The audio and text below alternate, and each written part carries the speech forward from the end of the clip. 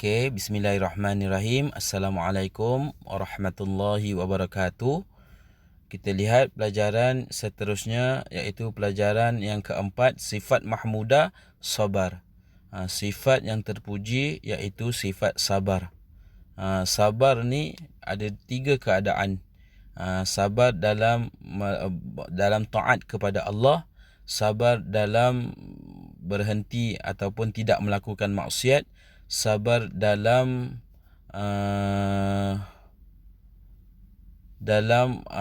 menanggung musibah, menanggung ujian, sabar dalam ujian. Ada tiga jenis sabar. Okey, kita lihat dulu muka surat 12, surah Ali Imran ayat 200. Apa yang Allah katakan dalam ayat Al-Quran? Ya ayyuhalladzina amanusbiru wasabiru warabitu wattaqullah la'allakum tuflihun. Okey, lihat muka surat 13 pada kalimah makna-makna mufradat. Isbiru bermaksud bersabarlah. Wasabiru maksudnya dan kuatkanlah kesabaran. Warabitu dan bersedialah dengan kekuatan pertahanan. Tuflihun, kamu berjaya.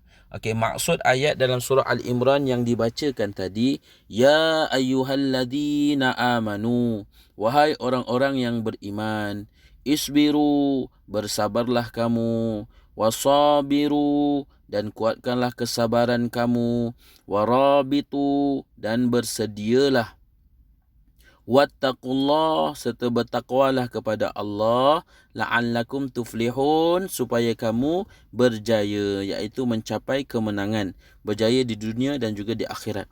3 perkara yang Allah suruh kepada orang-orang beriman. Siapa orang beriman? Kita lah. Kan? Allah suruh apa? Allah suruh kita bersabar. Kemudian Allah suruh kita kuatkan lagi kesabaran kita, tingkatkan lagi kesabaran kita. Kan? Jadikan lagi diri kita ni seorang yang sabar.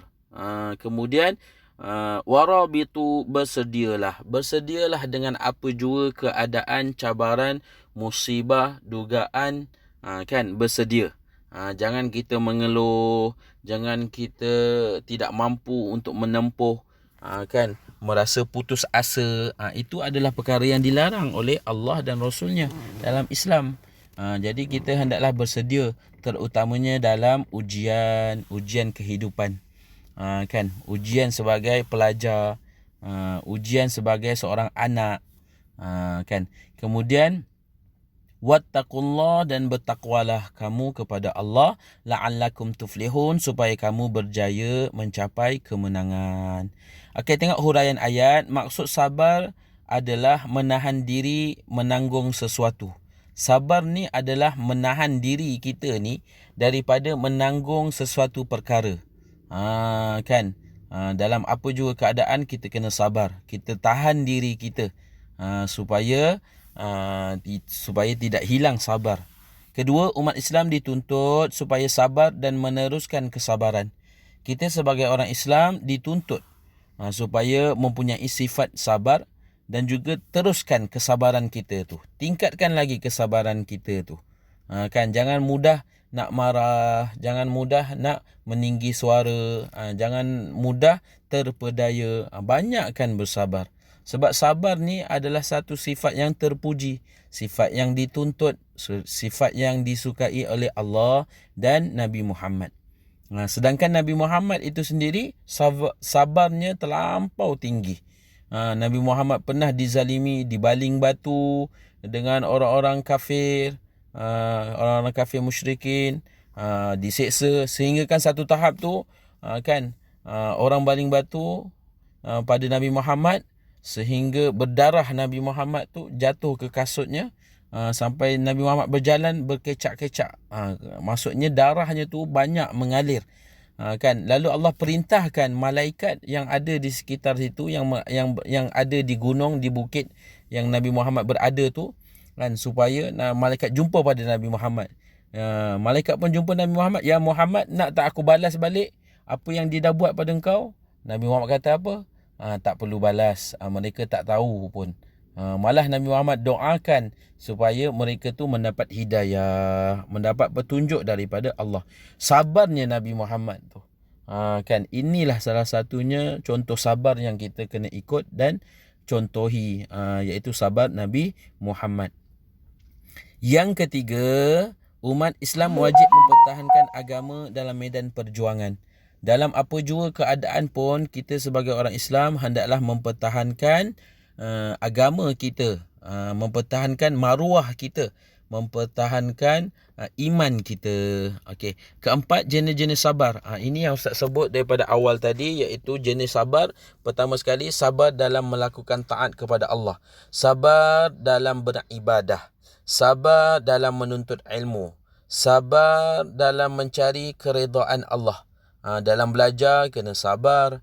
Dalam taat kepada dalam belajar, kan, dalam beribadah, kan, itu merupakan taat kepada Allah. Taat kepada ibu bapa, sabar dengan ibu bapa. Jangan tinggi suara, kan, apa yang ibu bapa suruh, ibu suruh, terus lakukan. Jangan sampai terkeluar satu perkataan walaupun dengan perkataan ataupun perkataan yang tinggi suara. Itu dilarang sangat-sangat. Okey, sabar menahan maksiat. Sabar diri kita daripada melakukan dosa-dosa maksiat. Maksiat mata, maksiat telinga, maksiat mulut. Dan juga sabar ketika menanggung musibah. Ni waktu pandemik COVID-19 ni, COVID-19 ni kan, kita banyak sekali kita kena sabar. Kita kena tingkatkan kesabaran kita. Tak boleh keluar, tak boleh balik kampung jumpa atuk nenek, kan. Jadi kita kena sabar dalam musibah, dalam ujian yang sedang melanda kita ni, sabar. Tak boleh pergi sekolah, tak boleh main bola, kan. Kita kena sabar. Sebab kenapa? Sebab sekarang ni negara kita, satu dunia ni, dilanda dengan musibah, ujian daripada Allah. Okey, yang kelima, maksud takwa iaitu waspada terhadap segala suruhan dan larangan Allah. Takwa ni mudah saja nak ingat makna takwa ni, takut kepada Allah. Takut kepada Allah dengan tidak melakukan dosa-dosa yang dilarang oleh Allah. Okey, lihat muka surat 14, pengajaran ayat. Orang yang beriman dituntut supaya bersabar dalam segala keadaan. Kita sebagai orang Islam dituntut supaya bersabar dalam segala keadaan. Walau macam mana keadaan sekalipun, dalam keadaan susah, dalam keadaan senang, dalam keadaan payah, kita hendaklah bersabar. Kedua, kejayaan perlu menempuh pelbagai tahap kesabaran. Seseorang tu nak berjaya, dia sebenarnya dah menahan kesabaran dia, dan dia dah berolehi kejayaannya. Kita nak berjaya dalam menuntut ilmu, kena bersabar. Kita nak berjaya dalam kehidupan kita, kita kena bersabar. Yang ketiga, sabar dan takwa adalah kunci kejayaan. Ni dua kunci kejayaan kita ni adalah sabar dan juga takwa. Sabar dalam ujian, takwa, kan, bertakwa, beriman kepada Allah, dan ini adalah kunci kejayaan seseorang. Kita lihat, kan, seseorang itu dah berjaya, sebab kenapa? Sabar dia. Sebab kenapa? Sebab dia melakukan suruhan-suruhan Allah, jaga solat dan sebagainya. Okey, penghayatan ilmu, bersabar menghadapi ujian. Okey, untuk aktiviti, keluarkan buku tulis, lihat aktiviti muka surat 14 tu 1 hingga 5. Sila jawab di dalam buku tulis tafsir. Boleh rujuk pada muka surat ataupun tajuk sabar dalam menempuh dugaan. Tajuk sifat mahmudah iaitu sabar. Wallahu a'lam. Assalamualaikum warahmatullahi wabarakatuh.